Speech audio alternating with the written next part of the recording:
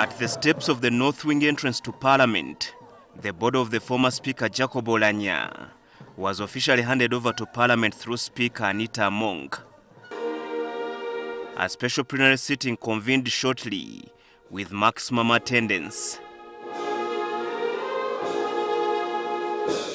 A motion to pay tribute to the fallen Speaker was then moved by the Vice President Jessica Lubowa and seconded by the Prime Minister Robin Anabanja and the Leader of Opposition Matthias Mpuuga. The Right Honorable Jacob Oulanyah was passionate about propelling his community from subsistence survival to the money economy.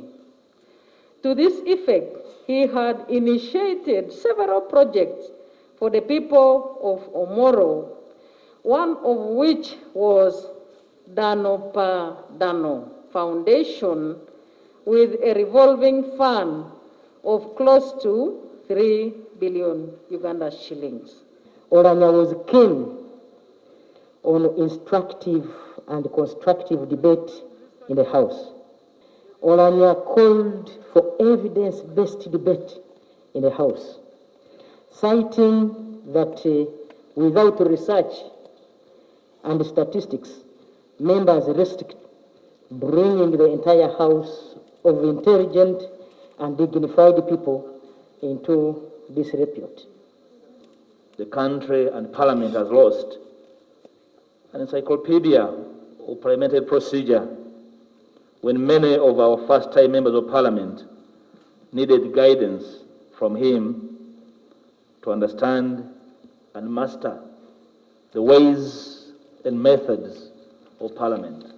Former classmates, friends and colleagues were given priority to mourn Oulanyah, whose contribution to the laws of the land was said to be unmatched.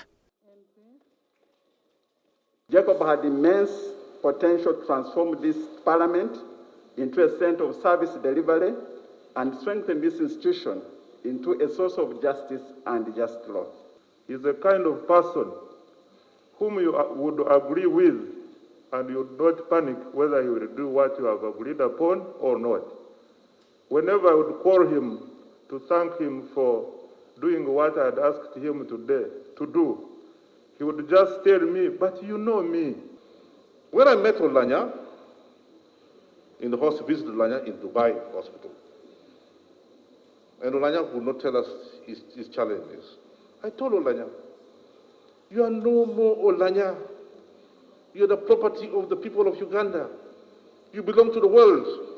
You have a responsibility to them. And that's what Oulanyah was. Jacob, despite all hard times we would have, he was one of the peacemakers we had. He had that's the serious issue. He would have that smile and things would cool out. He was my friend. He was a good man. I campaigned for him.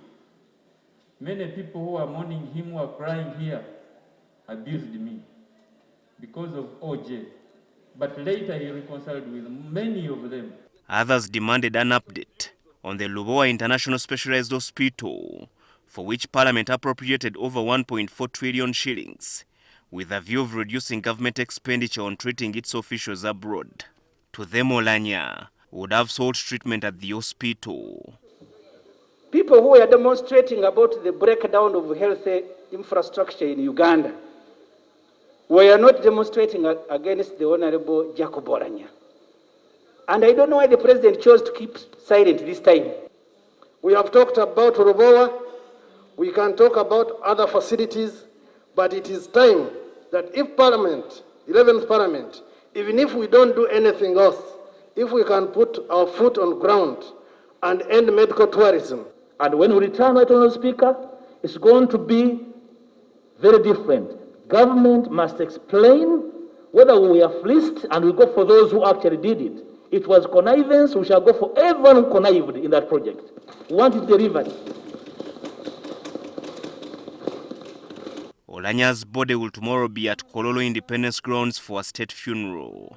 Herbert Ziwa, NTV at Parliament.